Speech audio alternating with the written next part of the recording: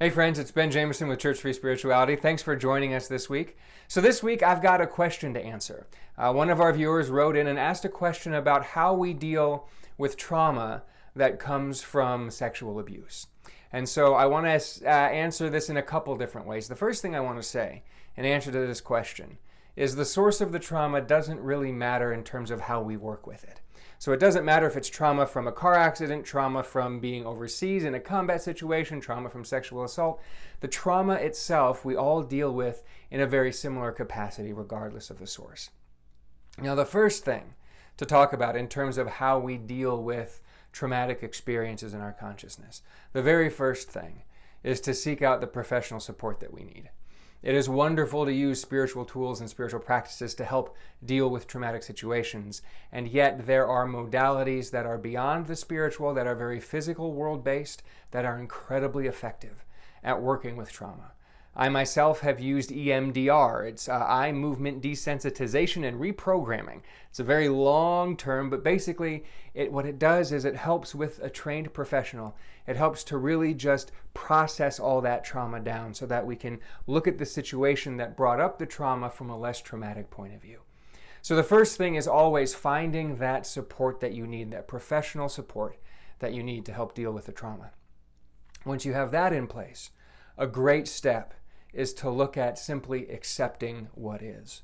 So often, particularly in traumatic situations or in pretty intense situations, it's easy to say, this is wrong, this shouldn't have happened, this is unfair, things of that nature. And while it is absolutely appropriate to label things as such, those labels get in the way of us accepting what is.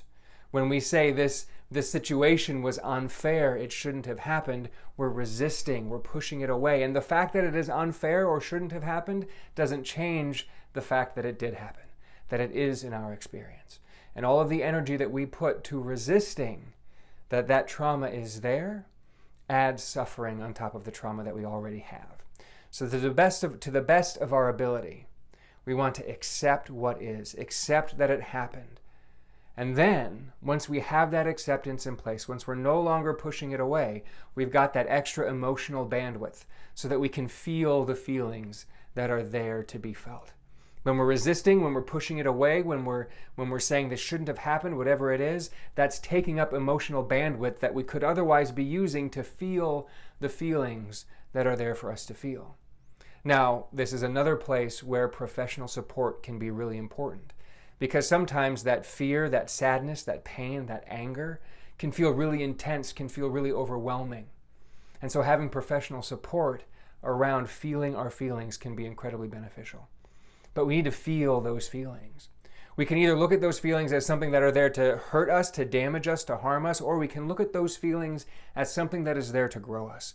Something that has the possibility to help us find a new way of being that is more empowered than we were otherwise. So when we take this mindset, these feelings are here to work something through us.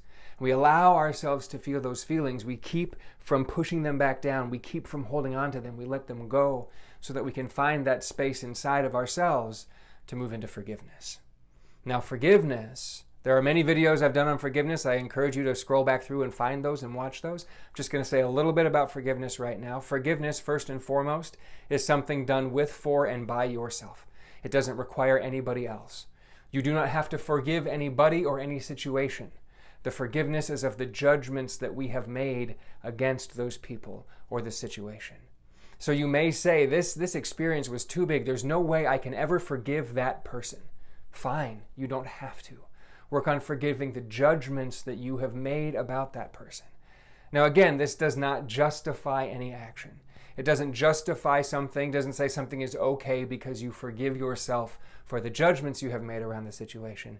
But it gets rid of that extra energy, that judgment that keeps it locked in place, keeps re-traumatizing ourselves over and over and over again.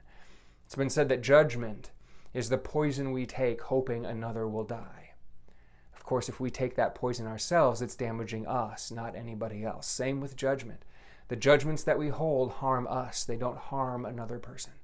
And by forgiving those judgments, we can find more peace in our experience.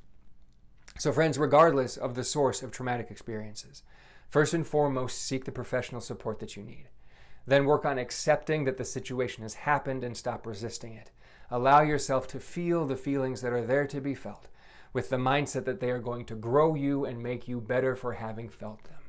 And then work on that forgiveness, forgiving the judgments that you have made against somebody else, against yourself, against the situation, so that you can be free of that weight and have more peace in your experience. Thank you so much for writing in with the question. If anybody else has any questions about anything of a spiritual nature or anything of a physical world nature that you want a spiritual perspective on, put those questions in the comments section. I'll do a video for you as well, digging deep into that topic.